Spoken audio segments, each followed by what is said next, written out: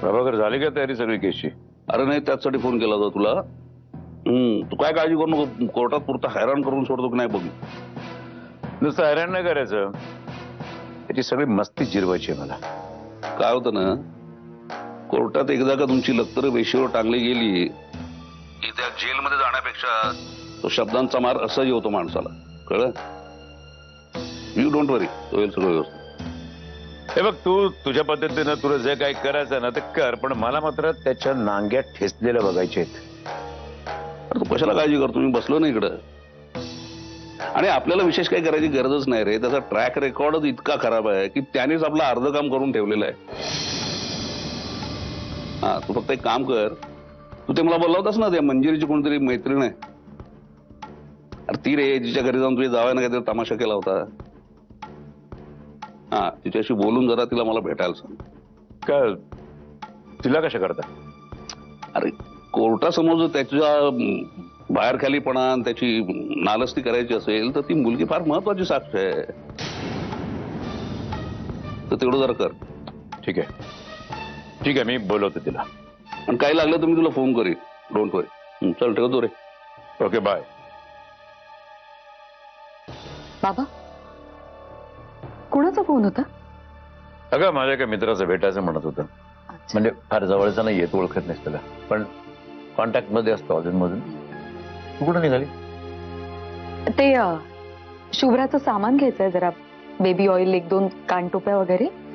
मी बरोबर? नाही, तुम्ही करा ना आराम, मी शुभ्रा झोपली तेवढ्यात जाऊन येते. ठीक आहे, जा नीट जा. आणि सेलफोन घेतला बरोबर? हो, येते.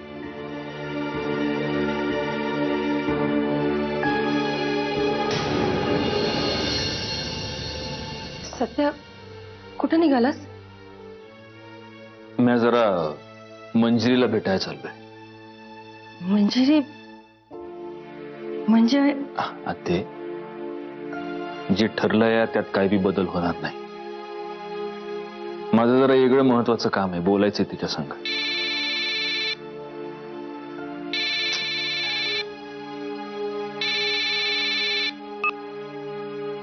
हा बोल. सत्यजित, सत्यजित.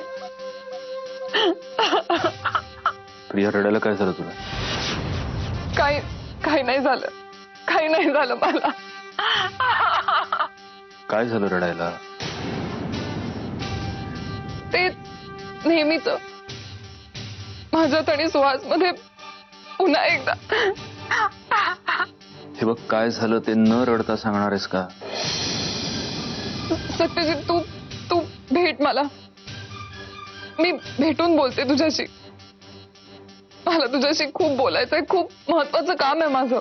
हे बघ, मला असं भेटता नाही येणार आज. सत्यजित, प्लीज नाही म्हणू नको. मी येते तिकडे, आपण मध्ये कुठेतरी भेटू, किंवा मी कोल्हापूरला येते, पण प्लीज आज नाही म्हणू नको. प्रिया, मला खरंच नाही भेटता येणार. तू जे काही आहे ते बोल ना आता फोनवर, मी ऐकतोय. माझी खरंच आज खूप महत्वाची काम आहे. सत्यजित, फोनवर नाही बोलता येणार म्हणून तर भेटायला बोलवते ना. हे बघ, ऐक माझं, आज भेटणं महत्वाचं आहे, प्लीज. हे बघ प्रिया, तुला जर फोनवर बोलता येणार नसेल तर मी आता खरंच काही करू शकत नाही. Okay, bye. सत्यजित, मी हॅलो.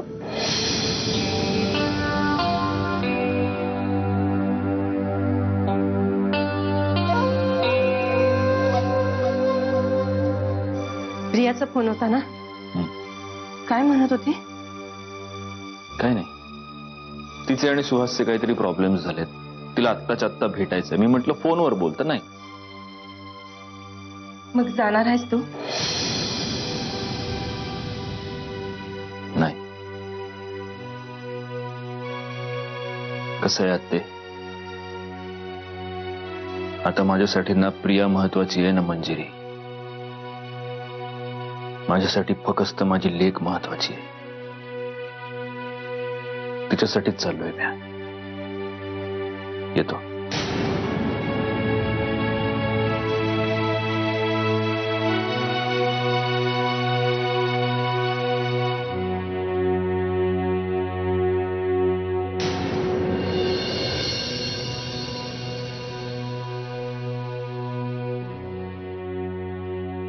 दादा काय शोधतायसा? कोणची डायरी शोधतोय? एक दोन महत्वाचे नंबर हवेत मला.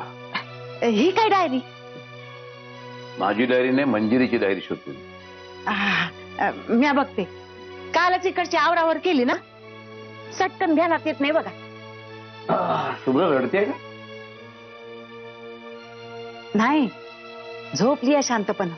आता तिचा ताप पूर्णपणे आटोक्यात आलाय बघा. बरं झालं येळीच डॉक्टरांकडे नेलं. सत्यजितरावांनी घाई केली आणि लगबगीनं डॉक्टरांकडे घेऊन गेलं बघा. अगदी लगेच औषध पाणी चालू झालं आणि लेकरू बरं झालं. बरं सापडली का डायरी? शोधते ना दादा. एक मात्र खरं, हे काय बी असो पण माणूस आपल्या लेकरासाठी हळवा होतोच. सत्यजितरावांनी शुभ्राची तब्येत बघून क्षणाचे उशीर न करता लगोलग दवाखाना गाठला बघा. काय बी झालं ना तरी ते बापाची जबाबदारी विसरणार नाहीत बघा. सत्यजित मुदळकरांचं कोड कौतुक करण्यापेक्षा डायरी शोधली तर बरं नाही? वय वय काय जगामध्ये अनेक जबाबदाऱ्या पार पाडाव्या लागतात.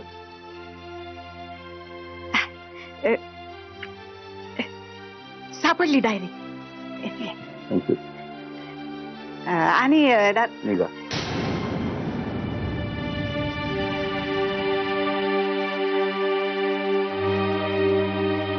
काय नाव? श्वेता. श्वेता.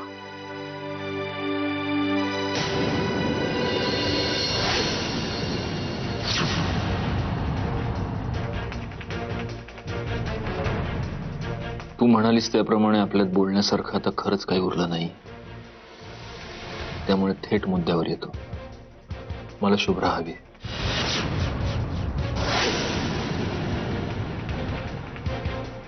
हवी म्हणजे? म्हणजे तू माझ्या मुलीला घेऊन माझं घर सोडलंस.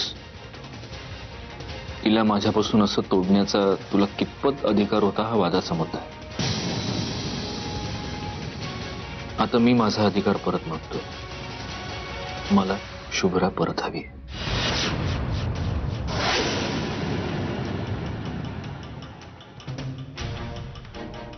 उसने पैसे परत मागितल्यासारखी मुलगी परत मागताय. शब्दांचे खेळ खेळत बसायला खरंच वेळ नाही. म्हणजे एरवी तो तुमचाच आवडता खेळ. ते बघ, तुला तुझे वडील आहेत, काका काकू आहेत, आणि सगळ्यात महत्वाचं म्हणजे मी तुला शुभ्राला भेटण्याची मनाई कधीच करणार नाही. कधीच नाही. तू हवं तेव्हा तिला भेटू शकते. मग उगाच कोर्टात हे सगळं मॅटर ताणत बसण्यापेक्षा आपण आपापसात समजुतीनं सेटल करूया ना. सेटल करूया म्हणजे काय करूया? माझ्या मुलीला मी माझ्यापासून तोडायचं? ज्या मुलीला मी 9 महिने माझ्या पोटात वाढवलं, स्वतःच्या रक्ताचं पाणी करून जिला मी मोठं केलं, तिला मी स्वतःपासून दूर करायचं? तुला काय फरक पडणार आहे? कारण आपला डिवोर्स झाल्यानंतर वर्षभरात तुझे वडील तुझं दुसरं लग्न लावून देतील. त्यांनी आत्तापासूनच तयारी सुरू केली. काही वर्षात तुला तुझी स्वतःची मुलं असतील, तुझा संसार असेल. माझ्यासाठी देवानं आशेचा हा एक किरण ठेवलाय, तो तुला माझ्यापासून हिरावून घ्यायचा. हे काय बोलताय तुम्ही? बाबांनी माझं लग्न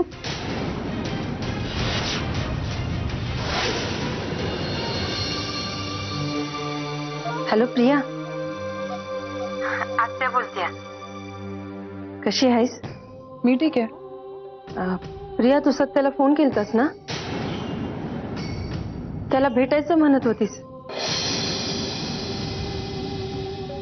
नाही म्हणजे तेव्हा मी तिथंच होते.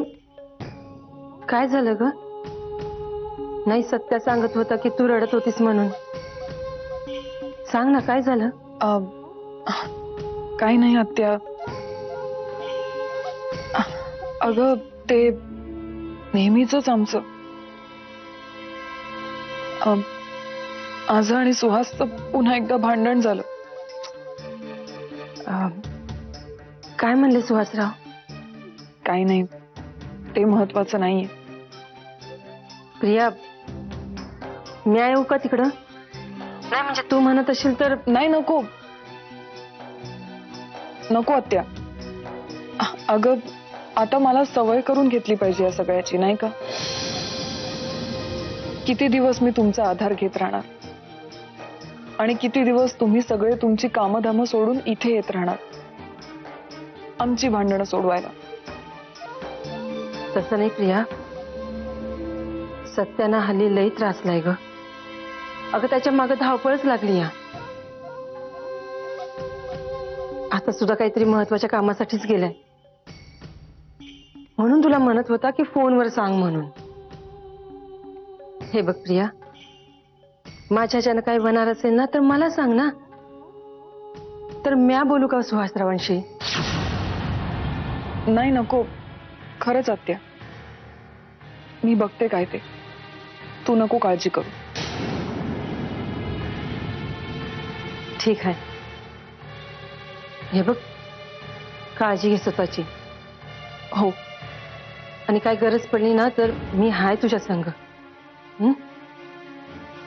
ठेवती फोन. बाय.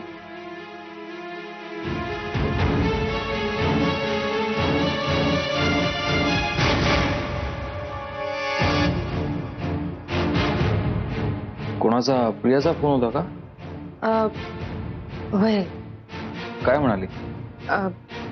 काय नाही, तिने सत्याला फोन केलता, त्याला भेटायचं असं म्हणत होती. सत्यजितला भेटायचंय? मग काय म्हणाला सत्यजित? भेटणार आहे तिला? नाही, तो नाही म्हणला. पण प्रियाला का भेटायचंय? मला ठाव नाही, पण म्या विचारलं तर म्हणाली फार काही महत्वाचं नाही. सत्यजित कुठे मग? तो मंजिरीला भेटायला गेलाय. तुला काय बोलला का रे तू? नाही, मला तरी काही बोलला नाहीये. मी आता चाललोय हॉस्पिटलला, मग तिकडे येईल तेव्हा कळेलच मला. ठीक आहे, तू बस, मी आलेच.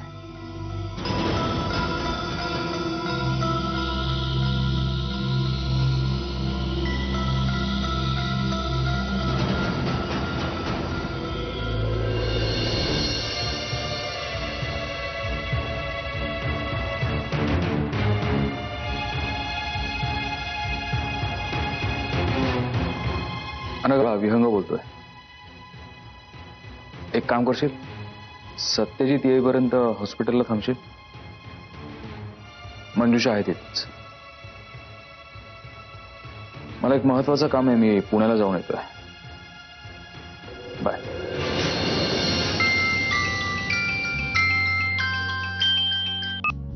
हा बाबा बोल. अजून ऑफिसमध्ये जायस का निघालीस? पण मी तर निघालोय घरी. अरे वा, लवकर संपलं तुझं आज? नाही, मला वेळ लागेल. तर लवकर ये घरी, आपण एकत्र जेवू. हो, पण खूप महत्वाच्या केसवर काम करते मी. खरंच तू जेवणाची वाट नको बघू. You go ahead. महत्वाची म्हणजे तो त्या मुधोळकरची केस ना? तर माणूस म्हणून तुला कसं वाटतं तो? नाही म्हणजे त्याचं बोलणं, त्याचं वागणं वगैरे कसा वाटतो म्हणजे रे? क्लायंट सारखा वाटतो. तसं नाही ग, मी असं विचारतो की त्याच्याबद्दल मी असं ऐकलं की तो खूप तिरसट आहे, उद्धट आहे. तसं काय वाटलं का तुला? हो, माझ्याशी तर नाही वागत रे तसा. पण तू एवढी चौकशी का करतोयस त्याची? छे छे छे, मी चौकशी कशाला करतोय? मी आपलं सहज विचारलं का तुला? बरं मला सांग, तुला स्वीट काय मागवास? अरे बापरे, आज अचानक एकदम स्वीट मागवतोयस? नाही तर तू मुधोळकर सारखी कडवट केस तू घेतलीस ना, म्हणून तुझा कडवटपणा थोडा कमी व्हावा म्हणून स्वीट मागवतो. कळलं? बाबा प्लीज, मी माझ्या कोर्टाच्या कामाचा माझ्या रुटीनवर काहीही इफेक्ट होऊ देत नाही. Okay my dear dad? क्या बात. बरं, मी असं ऐकलंय की तो खूप स्त्री लंपट वगैरे असं काही आहे. तुला काही अनुभव आहे का त्याचा? बाबा, हे तू माझा बाबा म्हणून विचारत असशील तर काळजी करायचं काही कारण नाही. मी स्वतःची काळजी घ्यायला समर्थ आहे. आणि एक वकील म्हणून विचारत असशील तर एवढंच सांगते, सत्यजित मुधोळकर माझा क्लायंट आहे.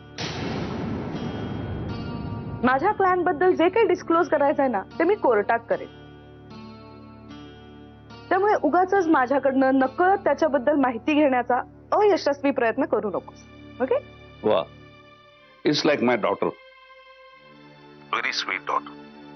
अगदी चाणाक्ष, चतुर, हजरजबाबी आहेस. हा, मधलं एक टाकायचं राहिलं, माझ्यासारखी. तेव्हा तर जास्त उशीर करू नको, लवकर ये. आणि त्या केसवर काय अभ्यास करत बसू नको. शेवटी केस ती मीच जिंकणार. Hello hello, advocate Prabhakar Mahabale. Case कोण जिंकणार आहे हे कोर्टात सिद्ध होईल ना. अच्छा उगाच ओव्हर कॉन्फिडन्स मध्ये जाऊ नका. अच्छा. कसं आहे, मी पण अशाच वकिलाची मुलगी आहे ज्यांनी भल्या भल्यांची कोर्टात भंबेरी उडवली. सो तो गुण माझ्यातही आहे. ओके, जेवायला येत आहे? लवकर या. ठेवू फोन. बाय. खोटं बोलताय तुम्ही. पुन्हा कसला तरी घाणेरडा डाव खेळताय ना माझ्या बरोबर. मी खोटं बोलतोय? ठीक आहे, जाऊन तुझ्या बाबांना विचार. स्वप्नील वाडेकर नावाचा माणूस गेले अनेक दिवस तुमच्या घराभोवती का पिंगा घालतोय?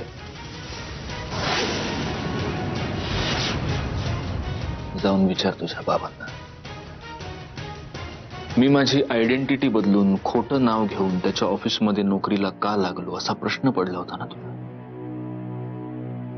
प्रश्नाचं उत्तर हे आहे मंजिरी, की जेव्हा एखाद्या नवऱ्याला कळतं की एक माणूस त्याच्या लग्नाला थ्रेट आहे, तेव्हा त्याला लांब ठेवण्यासाठी तो वाटेल त्या युक्त्या लढवतो. खरं तर मी स्वप्नीलचा मुर्दा पाडायला पाहिजे होता. मी फक्त त्याच्या ऑफिसमध्ये नोकरीला लागलो. तुझ्यावरच्या प्रेमाची कबुली त्यानं स्वतः दिलंय माझ्या समोर.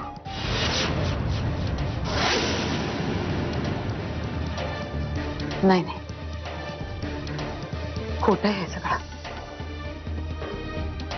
सरनाईकांच्या घरात सत्याचे पुतळे राहतात ना, त्यांना जाऊन विचार. हे बघ मंजिरी, उद्या तुझं आणि स्वप्नीलचं लग्न झालं तरी माझं काही म्हणणं नाहीये, पण प्लीज प्लीज आता शुभ्राला माझ्यापासून नको तोडूस. प्लीज, मी हात जोडून भीक मागतो तुझ्याकडे, प्लीज. मी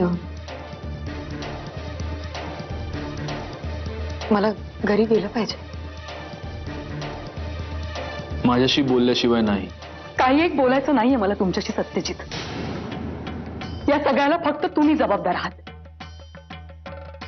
तुमच्यामुळे वाताहत झाले माझ्या अख्ख्या आयुष्याची. इतकी की जो येतो तो माझं आयुष्य स्वतःची जागीर असल्यासारखे त्याचे निर्णय घेतो. तुम्हाला जर धडाचा संसार करता आला असता ना, तर माझ्यावर ही पाळी आलीच नसती. तुम्हाला कुठलाही हक्क नाहीये माझ्याकडे काही एक मागण्याचा.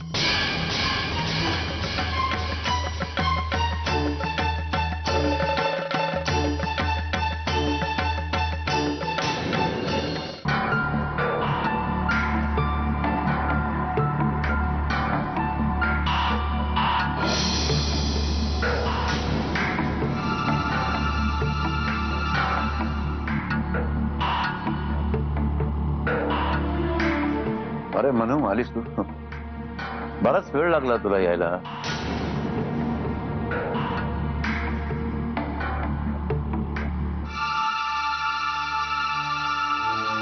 अशी बघतेस का माझ्याकडे? जगात कुणीही माझ्याशी कसंही वागलं तरी तुम्ही माझ्याशी कधी खोटेपणानं वागणार नाहीत, माझ्यापासून कुठली लपवाछपवी करणार नाहीत असा समज होता माझा. माझ्या मनातल्या सगळ्या भावना तुम्हाला न सांगता कळतात असा सुद्धा भाबडा समज होता माझा. तू कुठे गेली होतीस? शुभ्राचं सामान आणायलाच गेली होतीस ना? ते महत्वाचं नाहीच आहे, पण मला जे कळलं आणि जे ऐकून मला खूप मोठा धक्का बसला ते महत्वाचं आहे. सत्यजितनं माझा विश्वासघात केला. याही पेक्षा एका गोष्टीचं मला सगळ्यात जास्त दुःख होतंय, ते म्हणजे तुम्ही सुद्धा मला अंधारात ठेवलं. माझा घटस्फोट झालेला नसताना सुद्धा तुम्ही माझ्या दुसऱ्या लग्नाची तयारी केली. वर माझ्यासाठी मुलगा सुद्धा शोधून मोकळे झाला, मला काही कळू न देता. मला कळलं तुला कुठून समजलं ते. तू आज पुन्हा माझ्याशी खोटं बोलून तुझ्या नवऱ्याला भेटायला गेली होतीस ना? खोटं तर तुम्ही सुद्धा बोललात माझ्याशी बाबा. स्वप्नीलची आणि माझी तुम्ही ओळख करून दिलीत, पण कशासाठी हे नेमकं कारण तुम्ही मला कधीच कळू नाही दिलं. मला पुसटची सुद्धा कल्पना न येऊ देता तुम्ही माझी आणि स्वप्नीलची भावनिक जवळीक व्हावी यासाठी सतत प्रयत्न करत राहिला. यात काय चुकीचं काय? मुधोळकरांचं घर सोडून आले मी. त्या धक्क्यातनं मी अजून सुद्धा सावरलेले नाहीये बाबा. आणि असं असताना तुम्ही माझ्या दुसऱ्या लग्नाचा घाट घातला. तुमच्या मित्राचा मुलगा म्हणून मी स्वप्नीलशी बोलले सुद्धा, पण त्या बोलण्याचा तुम्ही गैरअर्थ काढला.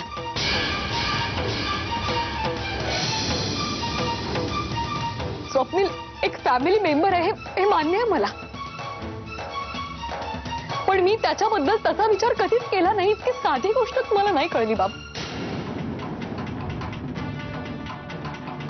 खरंच मला कमाल वाटते तुमची.